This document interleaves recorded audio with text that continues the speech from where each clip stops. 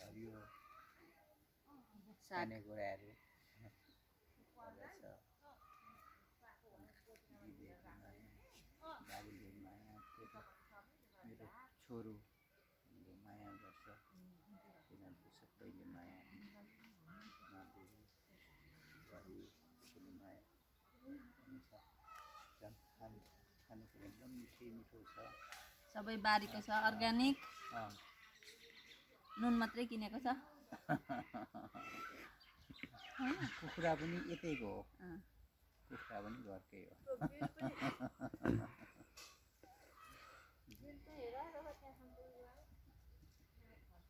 अनि यो मेरो छोरो एकदमै ज्ञानी छ।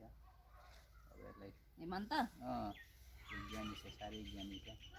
अनि यो आउँछ, नेपालमा आउँछ, 3-4 महिना बस्छ। उसको काम के अरे पढाइ सकेपछि अनि कान्छी पनि आउँछ।